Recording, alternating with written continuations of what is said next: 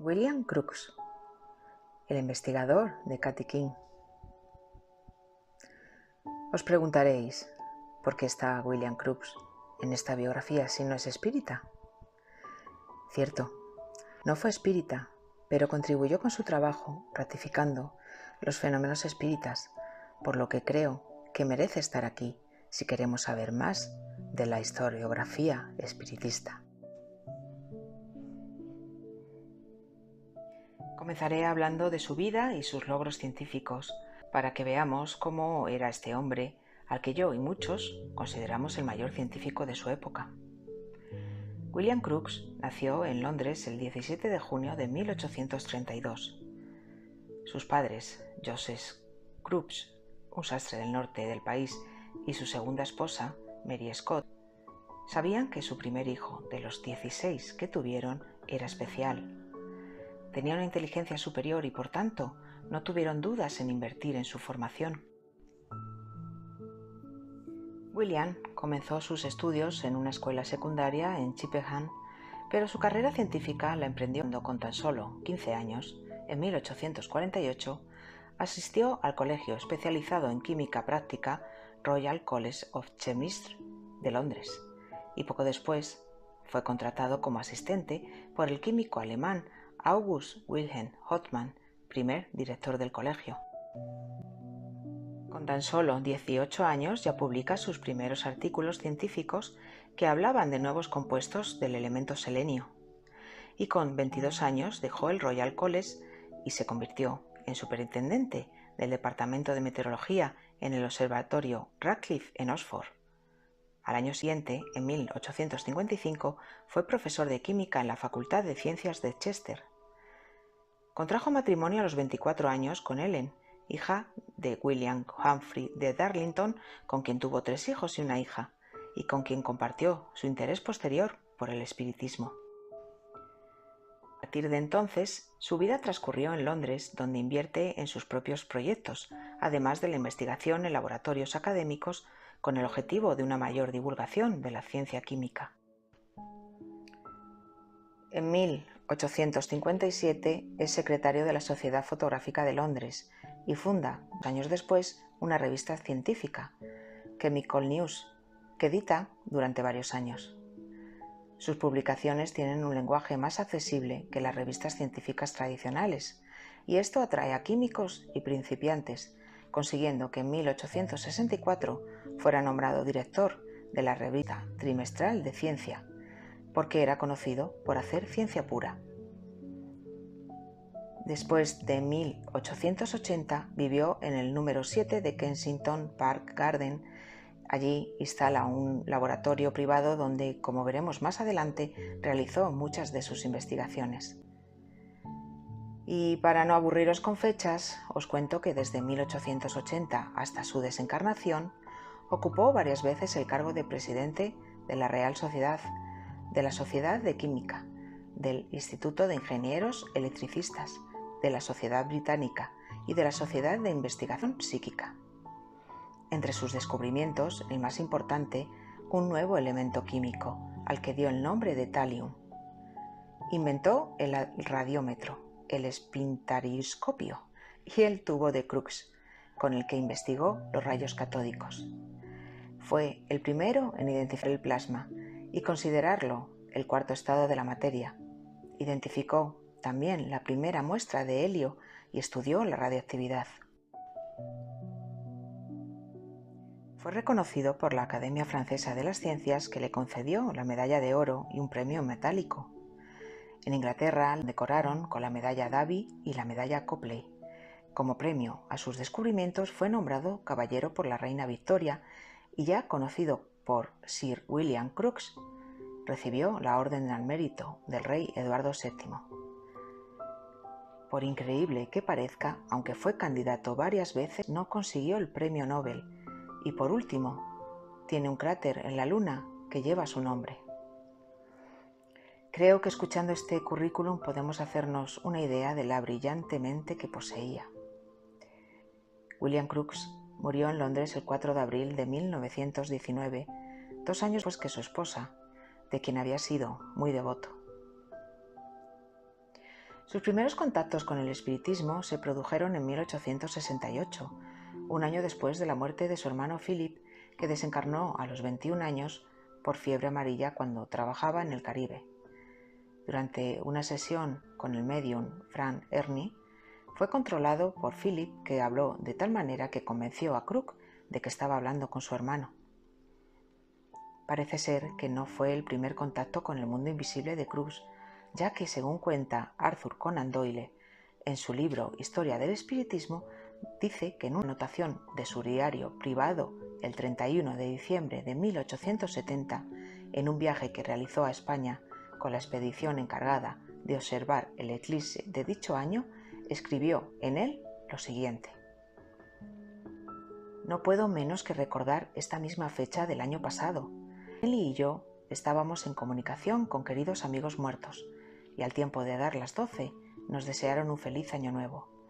Siento que también ahora está mirando, y como el espacio no es un obstáculo para ellos, creo que dirigen sus miradas sobre mí y sobre mi querida Nelly al mismo tiempo.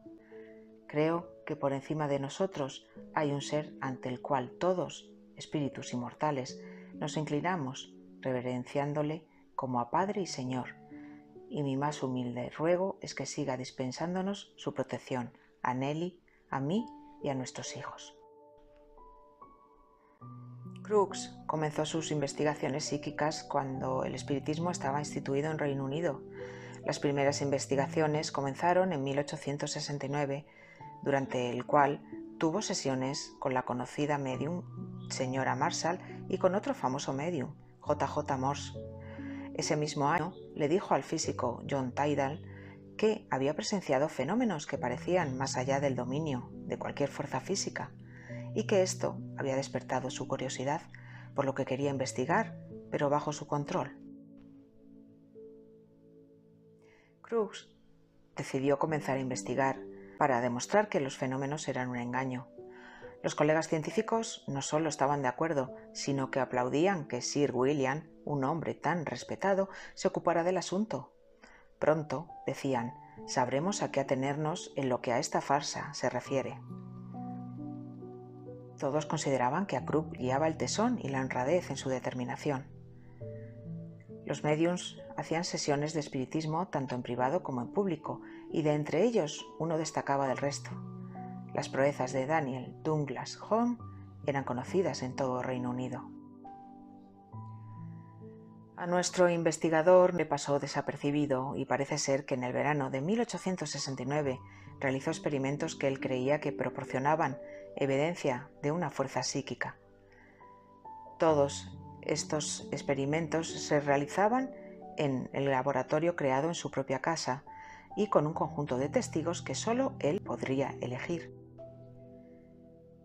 Comenzó con una prueba en la que Home sostiene un acordeón con una mano dentro de una estructura en forma de barril sin tapa. Dicha estructura está hecha de cobre que podía electrificarse y estaba situada bajo una mesa. Enseguida el acordeón se movió y tocó, a pesar de que el teclado estaba en el lado opuesto a donde lo sostenía Home. Cuando Daniel sacó su mano y la colocó encima de la mano de la persona que estaba a su lado, el instrumento siguió sonando sin que nadie lo tocara. Cuando electrificaron la jaula, el acordeón continuó con su música, no apreciándose ningún cambio. Este, como otros experimentos, los hizo en su residencia y fueron observados por varias personas. El científico comentó después de ver tendido en el suelo, casi desmayado, pálido y mudo a Home, que apenas podía dudar de que la evolución de la fuerza psíquica va acompañada de un correspondiente drenaje de la fuerza vital. Al igual que otros investigadores, Crookes luchó por reconciliarse con lo que presenció.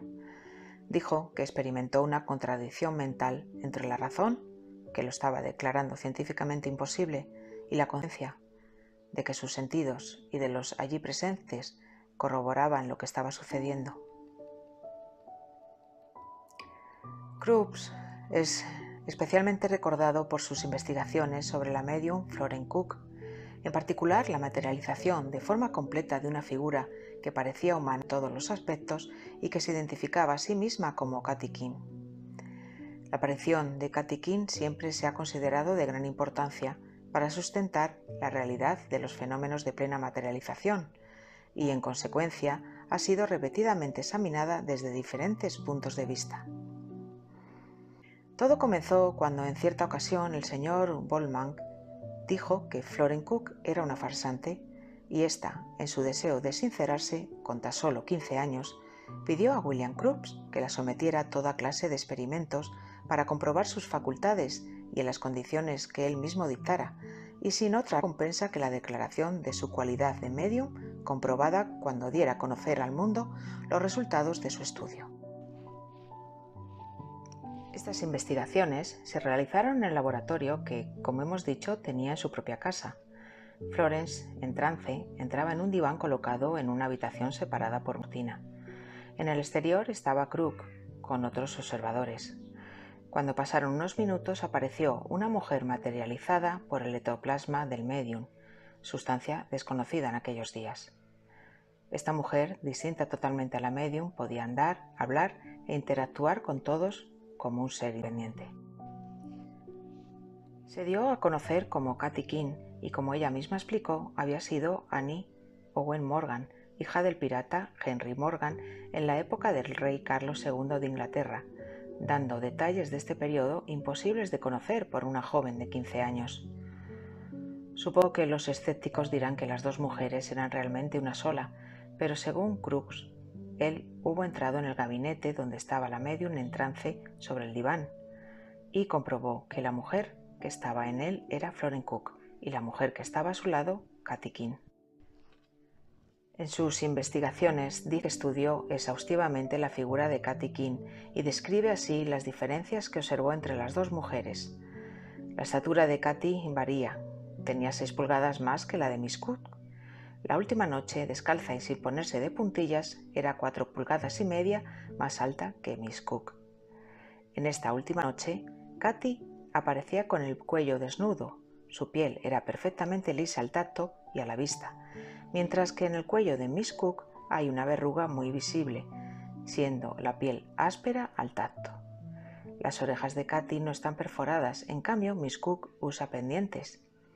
La piel de Katy es muy blanca, mientras que la de Miss Cook es muy morena. Los dedos de Katy son bastante más largos que los de Miss Cook y su rostro también es más ancho. En sus actitudes y maneras de expresión hay también entre ambas varias diferencias radicales. Y continúa en un nuevo estudio. Habiendo últimamente observado mucho mejor a Katy a la luz de una lámpara eléctrica, puedo fijar con mayor precisión las diferencias entre ella y la medium. Tengo la más absoluta certeza de que Miss Cook y Katy King son dos entes distintos, por lo que a sus cuerpos se refiere. Algunas pequeñas señales en el rostro de Miss Cook faltan en el de Katy. El cabello de Miss Cook es tan oscuro que casi parece negro. Un penacho de Katy que tengo ante mi vista y que ella misma me permitió cortar de su abundante cabellera, después de haber comprobado que ésta era natural y bien suya, es de un espléndido color de oro.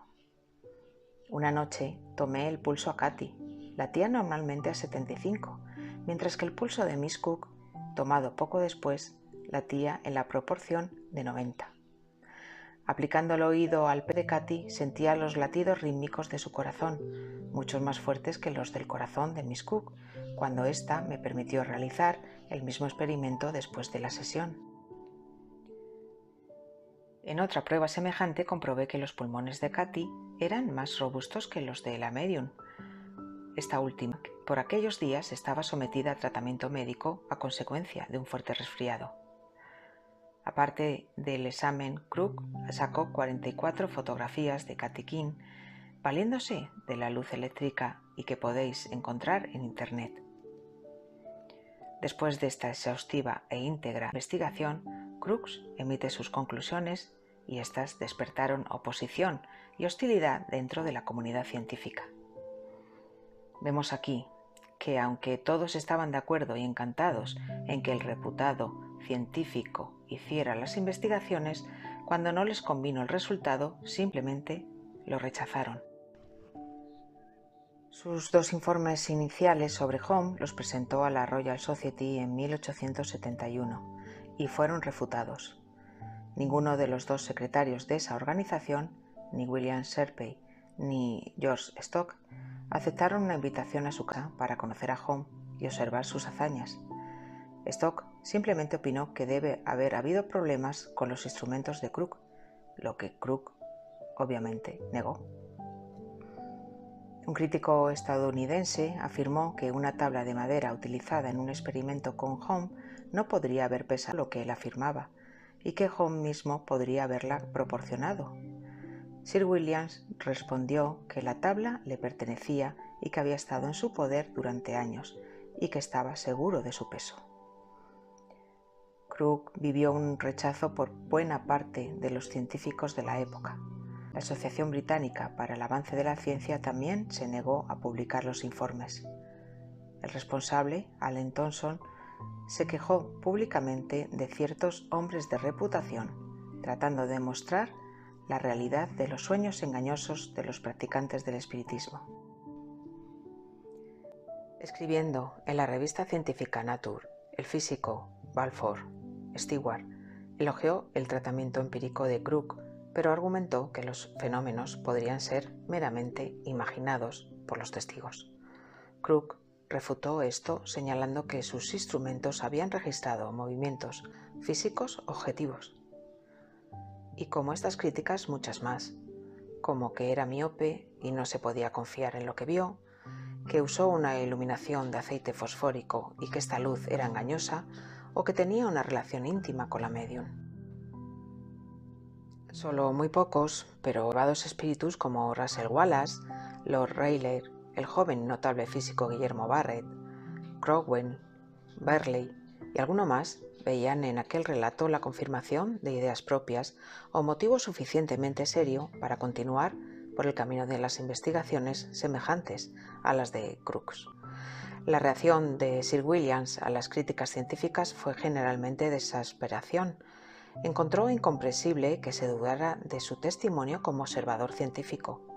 Todo lo que informó se llevó a cabo como se dijo, y los experimentos se realizaron honestamente, con el único objetivo de conocer la verdad.